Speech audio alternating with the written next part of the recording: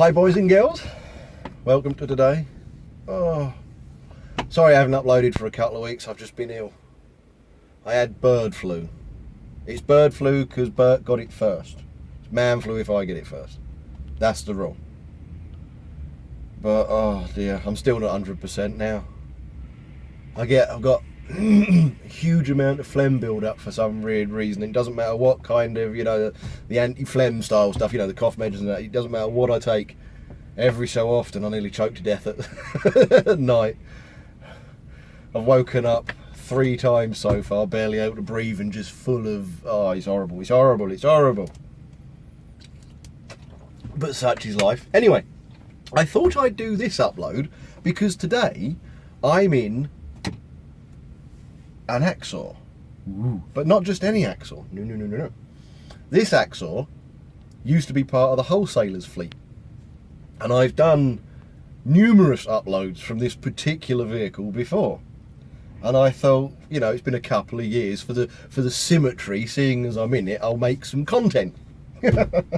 Nothing major, I'm just waiting on the back door staff to get here to start tipping us. Because that's one thing I have noticed about this new placement that I'm in. Is it's very kind of go, go, go. Because the driver has to interact with the load, you see. I have to take it to the tail lift, drop the tail lift down, and then they take it into the warehouse.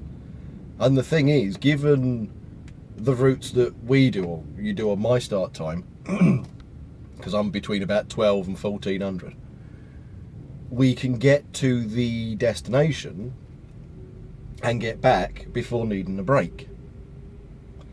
So making content here is going to be practically impossible unless something like this occurs. And it's only because the guy who's offloading, the guy who's supposed to be tipping us, it hasn't arrived yet. He's running late for whatever reason, that I'm able to do this. So that's going to be annoying. Now, a couple of people have asked me about PAYE, sole trader or limited company. I'll try and make this relatively sharpish. The way the legislation's going at the moment, the only thing I would concern myself with if you're going into the agency world would be limited company. Now you might think that's a bit strange because obviously the government want to clamp down on what constitutes self-employed. If you go sole trader, you are technically working for the umbrella company pretty much because they're paying you. And so you're going to get walloped with everything. Now, PAYE, you can claim for things on PAYE. So many people don't know that. It's one of the circular arguments you always have with people. Oh, well, limited company, you're just dodging tax. No, I get my accountant to pay the correct amount of tax for what I pay myself. I make certain of that because a few years down the line, I don't want HMRC going, excuse me, sir. I think I can do without that. So I make sure I pay a little bit more tax than most LTD agency workers, to be fair. But the thing is, if you take your P60 to an accountant and get them to do a tax return for you, and you can do that, you'll get money back. Bert never used to believe me. And of course, with a company and everything that she registered just over a year ago now, so she could keep the name, she got self-assessment come through and she was a bit concerned about it. So I said, look, just take your P60, go down to my accountant and see what he does. She got £1,000 back. Everybody doesn't realise you can do it. It's not well advertised because HMRC don't want to lose the money. But what is it? If HMRC give you a rebate, you've got, 6 months to pay it in? But HMRC can come after you for 20 years. So if you think it's unfair, think about that. But no, go limited company. The reason I say that is because limited company allows you a huge amount of flexibility. Okay, sole trader you can get a bit, but again, legislation is going to clamp down on them way quicker than LTDs. Take, for example, you're an agency truck driver like myself. You're an LTD. And they decide that because you're working via an agency, this, that and all the other, you should pay X, Y, Z. Okay, you should essentially be PAYE. What happens if, as a limited company haulage services provider or logistics technician or whatever the hell you decide to call yourself, what happens if you go out and buy a van as your daily driver and run, I don't know, Shipley loads, for example, and get invoiced for that? You're a limited company now, aren't you? You're an actual bona fide limited company. You've got your vehicle, you're running loads, and you're driving a truck. Just saying. Now, I would always go limited company, whatever I do. Get yourself an accountant, set him up however you want to set up. I would personally say, get your accountant to organise your tax based on what you pay yourself. Okay? Don't do the whole, oh well, I'll pay myself basic minimum wage but take loads and loads and loads of dividends and stuff like that. Because that will eventually bite you in the arse. So just have yourself a fixed figure and go, right, that's what I'm going to pay myself. That's what my wage is going to be. I want you to do the relevant taxation for me. Stay legal. Because I do actually pay more tax than most of the people doing the same job as me when they're limited companies. Because they all do that dividend thing. You know, oh, well, I pay myself basic and my other half is, you know, secretary or something like that, a company secretary, and she gets this amount and I get round it like this and I get round it like that, which is fine. But when the law changes, and it will change, you're gonna have issues unpicking all of that.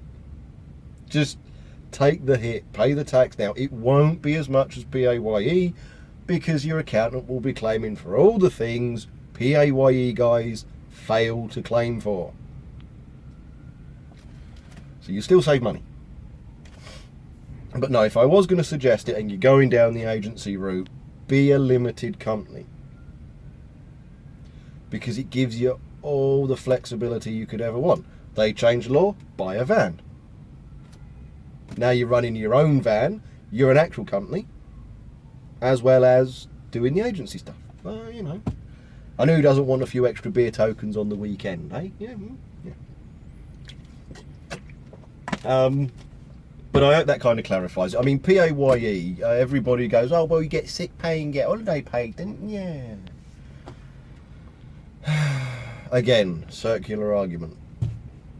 You work for a company that pays its employees $31,500 a year, for argument's sake. Out of that company, you make 35 grand a year as an agency limited company guy, because your agency pays you X amount. What you've got to understand is a company pays their employee a wage, then they pay their employees pensionable contributions, employers' national insurance contributions. They've got to pay the insurance for them. They've got to pay for all the personal protective equipment. If they're paying you 31.5, chances are you're costing them 40 grand. Mr. Agency guy comes along, costs 38 grand. Done. Yeah, but I'll get sick pay and holiday pay. Yes, but I earn 4 grand more than you with your sick pay and holiday pay. Yeah, but you know, I'll get a decent pension. Well, I'm free to take out whatever pension pot I want. So I can index, tracker, link it to anything. So anything that's been performing well over the last 40 years, I can link it to. Your boss is going to link, you're going to hope your boss links it to something decent. Because if he doesn't, 30 years down the line, balloon goes up, you lose your pension pot. It's not like it hasn't happened before. And it can happen to all of us. But, you know, and of course I'm 4 grand better off, so I can put that extra amount of money into a pension pot every year for the next 30 years. Do the maths. Compounded interest and everything else. You know, it's just a circular argument you always get into. But then I prefer being agency. Most people prefer full-time. That's fine. That's absolutely fine. I've got nothing against full-time. Nothing. It's just personally I like agency because I get to go in there and everywhere. Like, take for example today. This vehicle, I used to drive for the wholesaler throughout the time I was there for about 4 years. And now, in a completely different company, I'm back in it. I wish it was an Actros. I wish they'd bothered to get one of the old Actroses, then I'd be bouncing about a little bit. But it's just, I find it fun. I find it interesting that that happens. But that's me. That's my own personal view on things. It doesn't have to be yours. But if you're going to do the agency thing, limited company from day one. And that way, like I said, legislation changes, you can do things to get round it. And you need a works vehicle. So why can't your works vehicle, you know, to get you to and from work, be a van? You know, you live in one county, you work in another county. You go through the day, there's a delivery. Roughly where you're working, the industrial estate, somebody needs, or houses around it, somebody needs something shipping to somebody who lives next town over from you. So you do your day, you pick the load up, you drive it home, bang, you got a couple of quid on the side, you've paid for your fuel for the week, and you're a limited company. A proper, bona fide limited company. Now, chances are that's not going to work out exactly like that, but you see where I'm coming from. Oh, well, you know, should be full time. Why? Job security, isn't it? Again, circular arguments. You'll always get into it. But if you're going to go agency route, limited company, just get limited company, find yourself an accountant, explain what you're going to do, and go from there. Okay? Don't take the Michael, pay your national insurance contributions, because that's your state pension. Pay the right amount of tax. Don't have the knock on the door in years to come. For the love of God. But yes, there you go. So that's the way I do it. But again, I can only tell you what I do. I can't tell you what's best for you. You know, you might live in an area that's miles away from decent industrial estates with various, you know, hauliers on it or companies that run trucks. And so agency might not work for you. It might be a complete dead end. You know, you're not close enough to anywhere, so you're not going to get used. You're not going to get the work. So you need to go full time. But it's always, I always end up getting into this kind of thing. And it's like, well, what should I be? It depends on your circumstances. It really does. It depends on you. Your circumstances, your position, where you are geographically compared to everything else. If you're just down the road from Joe Bloggs and Son, General Hauliers, they don't mind taking you on and they're going to give you a relatively decent wage, full time with them. If you're just down the road from major industrial estate, let's say you're just down the road from Daventry and Crick. Okay, let's say you live up that area. Well, agency. The amount of places around there, from NFT to Sainsbury's, obviously Asda's out of the NFT. You got all of it round there. XPO, I think XPO's there, isn't it? Agency. It would work for you. But if you're out in the middle of the Scottish Highlands, chances are agency isn't going to be the way forward. So you've got to use a bit of savvy.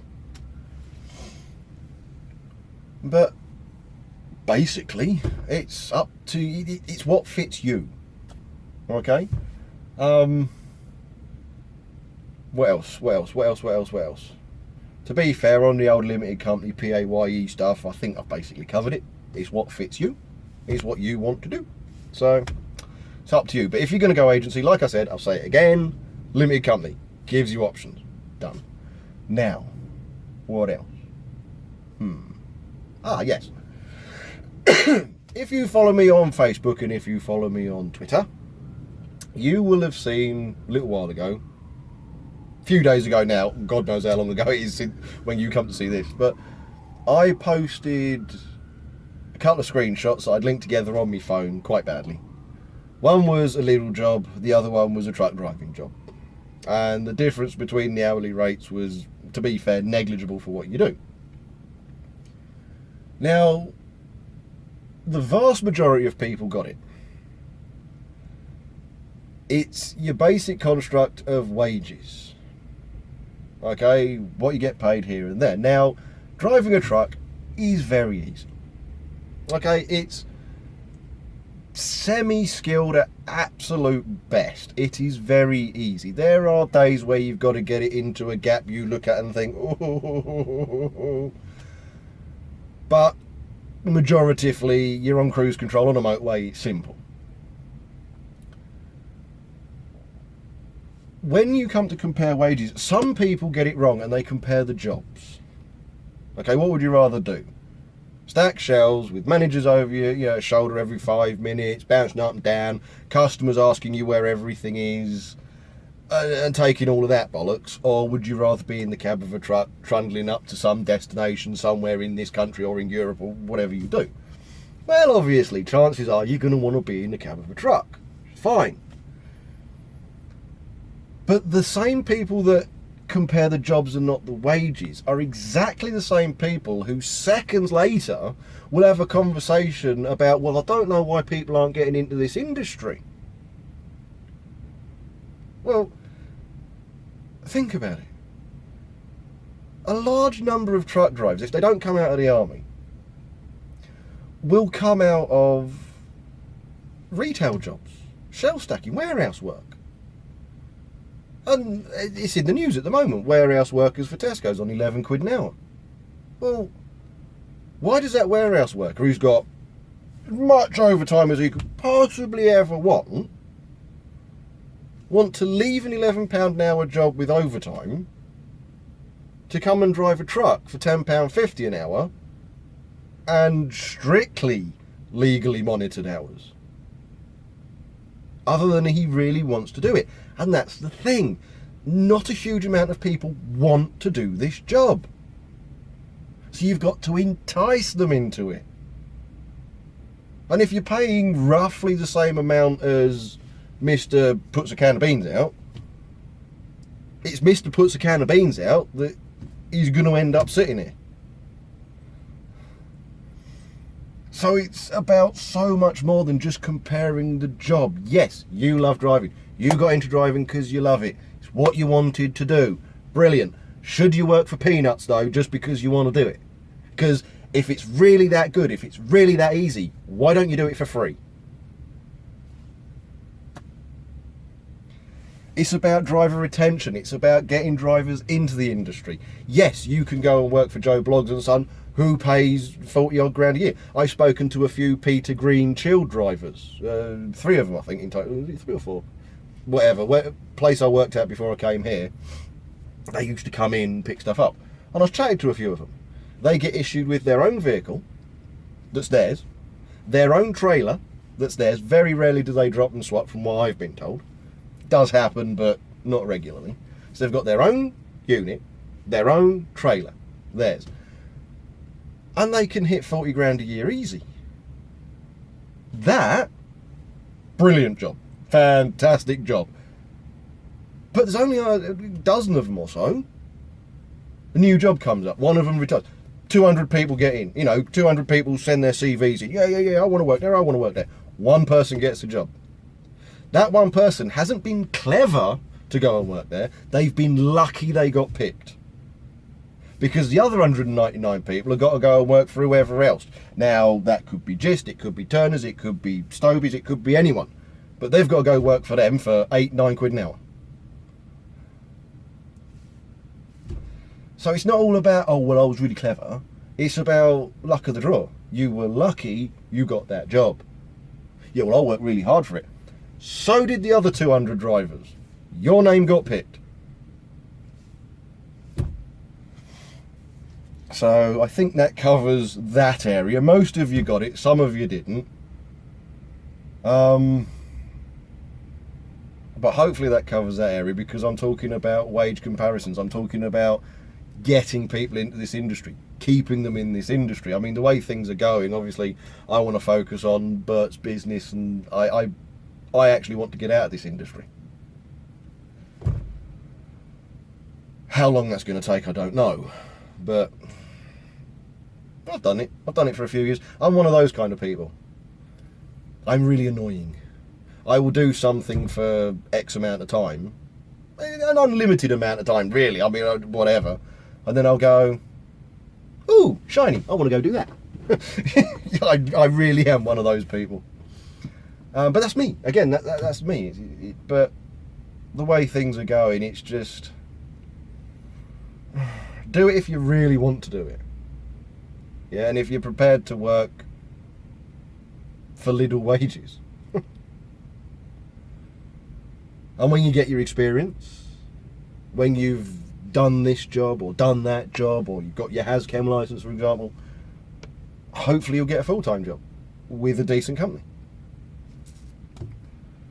But you're just going to put CVs in and sit there like that, hoping that your name happens to be the one they pick out of the hat.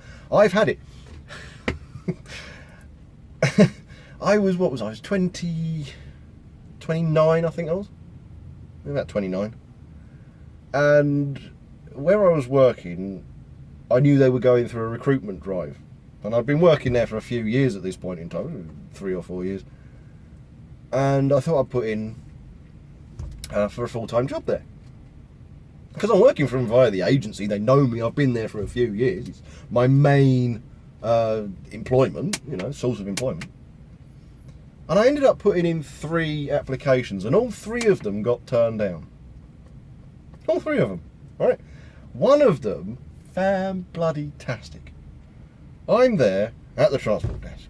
I'm getting the keys to the unit, paperwork to the run, being issued with the trailer number and all that kind of stuff, and being handed a rejection letter in which said, I'm not the candidate they're looking for.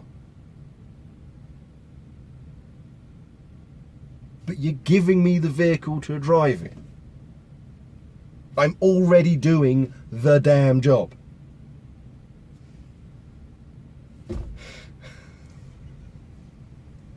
It is quite literally, when it comes to the better paid jobs, it is quite literally luck of the draw. It's who they want. It's, oh well, not going to take him, we'll take that one. Or we'll take these first 10, everyone else can go get bent. That kind of thing. But it is what it is. And the issue is that far too many drivers who wind up in the decent paid jobs, well, I ain't going to argue about my pay. Don't care about those lot. Sod 'em. I'm fine. I'm a gun owner in the UK. I know, it's like a Volvo with a gun rack. You don't get many of us, but I am. I'm a gun owner in the UK, all legal. And years and years and years ago, you were allowed to own handguns in this country and various other weapons. And then, obviously, the school shooting in Dunblane occurred. There was public outcry. And the shotgun owners and the rifle owners didn't really care because they didn't own the handguns, and so the handguns were banned. Fine, they didn't care. Who cares? Well, the handgun owners didn't exist anymore. All their guns got taken away. They didn't really care about gun ownership anymore. That was that. The legislation started changing towards rifles. Started limiting the rifles, started making it harder to get hold of them, so on and so forth. And all the rifle owners started sitting there going, oh, well, that's not right. And of course, the handgun owners weren't there. They didn't exist anymore. And shotgun owners, why do we care? They own rifles. And so the legislation got tighter. Eventually, it's going to get to the shotgun owners. And you're going to you've wiped out the handgun owners, wiping out the rifle owners, then you get to the shotguns. The thing is, just because you're safe doesn't mean you should stop caring. Yeah, it doesn't mean you shouldn't be involved in this. Try and work out, if you get a bonded load, for example, 26 pallets of booze, okay, let's say high-end spirits, for argument's sake, this is purely for argument's sake, okay? You're probably looking, the company is going to make, 300 grand profit on that. The markup and everything else. Yeah, 300 grand is what the company's going to make. Okay, it might not be full profit because various other expenses it might incur, but that's what you're looking at. It takes you 4 hours to go from where you collect it to the distribution hub. Okay, so you've just trundled that load, okay, it's going to make that company 300 grand. It's taking you 4 hours, you're on £10 an hour, you've made 40 quid.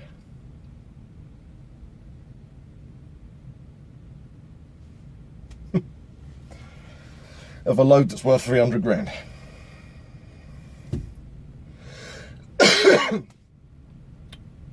It's just food for thought. It's just ideas. But anyway, I think I've dragged this on long enough, haven't I? Let's be fair. And given how long I've been going, it's got to be getting close to when that guy comes in now. And I don't want to kind of be halfway through a rant when somebody comes knocking. Excuse me, drive. But anyway, like I said, if you're going to get in agency, then do the limited company thing. It gives you options. And just because you have a decent job, don't stop caring. Okay, this is other people's livelihoods. The company you work for could go belly up, and you're going to be fighting for the jobs that are left. Might not be as well paid as you need. Because think about it, let's say you get in very quickly, again, nobody's there, very quickly. Let's say you're one of those. You've got your 40 odd grand a year job, you're safe, brilliant, beautiful. The company goes belly up or decides to do some cutbacks, decides to close that depot down. Off you go. Give you a bit of redundancy, you can chuck it on your mortgage. Now you've got to get another job. But all the other jobs in the area are 31.5, 32 grand a year. But you've still got a mortgage. You've still got your childcare costs. You've still got your car. And you're about to take a 10 grand a year pay drop. That's why you don't stop caring. But anyway, thanks for watching. Like, subscribe, share about, do whatever it is you usually do. See you in the next one. God knows when that will be. Oh, actually, I've got some footage when I buggered about making that stupid table for Bert. For those of you who don't follow me on Facebook and Twitter, we needed to make a little table for our etching machine. It's just something relatively short, but decent size. And getting the wood was easy enough, but Wix didn't really have what we were looking for. And as we walked out, I noticed that they have obviously the outdoors, the back garden stuff. And I wandered around, and I had a quick shufty through the fence, and there was a garden gate. Yes, you know where I'm going with this. And I thought, garden gate? Because Bert had the idea of just using a door and bunging some legs on it. But the thing is, with internal doors and house doors, they tend to be very kind of odd surfaces. Yes, they're level, but they're also uneven. But a garden gate with, you know, wood that links together, perfectly level. And it's reinforced at the back. Easy to add some reinforcement if you want to. So I just bought one of those. Bought a couple of posts that you actually use to hang the gate off. You know, make the frame. And just cut them up, bunged them in. And I recorded myself doing a little bit of that. So I'll probably edit that together, and that will most likely be the next one. But yeah. Anyway. Again, thanks for watching. Like, subscribe, share about, do whatever it is you usually do. I'll see you in the next one, whenever that's going to be. See you later.